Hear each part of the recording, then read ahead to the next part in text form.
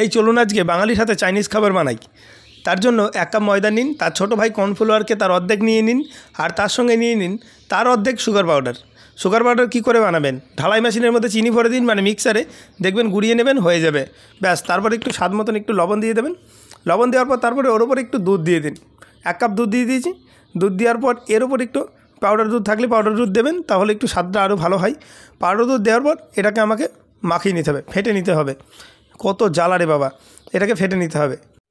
চিন্তা নেই, একবার বানিয়ে দেখুন না, খালা খালু মেসো মাসি পিসেমশাই সবাই খুশি হয়ে যাবে খেলে।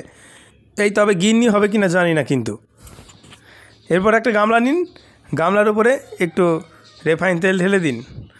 শুধু তেল ঢেলে রেখে দেবেন না, ওটাকে ভালো করে মাখিয়ে চুকিয়ে, মানে স্নান করার পর যেমনভাবে তেল মাখানো হয় ওই রকম করে মাখিয়ে নেবেন ভালো করে, যেন ওপর নিচে সব জায়গায় লাগে, নাহলে কিন্তু সর্বনাশ হয়ে যাবে পরে। এবার তেল মাখানো গামলার উপর ঢেলে দিন যেটা মাখিয়েছিলেন, কর্নফ্লাওয়ার দিয়ে যেটা মাখিয়েছিলেন মিশ্রণটা, এর ওপর ঢেলে দিন। ব্যাস, এর ওপর ঢেলে দেওয়া হয়ে গেলে এক জায়গায় যে কোনো জায়গায় জল বসান, তার উপরে একটা কিছু পাত্র দিয়ে, যেমন করে আমরা বাঙালিরা ভাপ বসাই ওই রকম করে ওটা রেখে দিন। হ্যাঁ, ঢাকা দিয়ে দিন। ঢাকা না দিলে ভালো হবে না, ঢাকা দিয়ে দিন, খুব তাড়াতাড়ি হয়ে যাবে। এবার এটাকে মোটামুটি 12 থেকে 15 মিনিট রাখবেন, মিডিয়াম আঁচ দেবেন, খুব জোরে আঁচ দিতে হবে না। দেখবেন ওটা মোটামুটি রেডি হয়ে গেছে। এদিকে আমটা কেটে নিই। আমটা কিন্তু কাঁচা আছে, পাকা আম হলে অনেক ভালো হয়। আমটাকে যেহেতু আমের সিজন শেষ, পাকা আম সেই রকম ঘরে ছিল না, কাঁচা ছিল, আর বাবা কাঁচা দিয়েই করে দিলাম। আরে যা বলুক গিন্নি, আর কি বলবে, ও তো প্রত্যেক দিনই শুনি।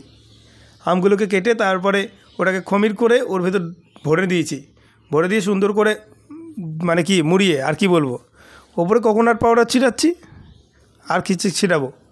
আর বেশি কিছু লাগবে না, coconut powder, sugar powder, cornflour, তার বড় দাদা ময়দা, এই মোটামুটি 2-4টা আইটেম দিয়ে ঘরে বানিয়ে নিন, ভালোই লাগবে বেশ। আরে খেলাম তো, অসুবিধা হয়নি সেই রকম।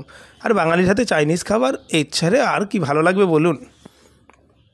আমরা বাঙালিরা কিন্তু উস্তাদি করে অনেক খাবার বানাই, চাইনিজ খাবার, কিন্তু পরে দেখি অর্থ বেশি ক্ষয় হয়ে যাচ্ছে, কিন্তু স্বাদ কম।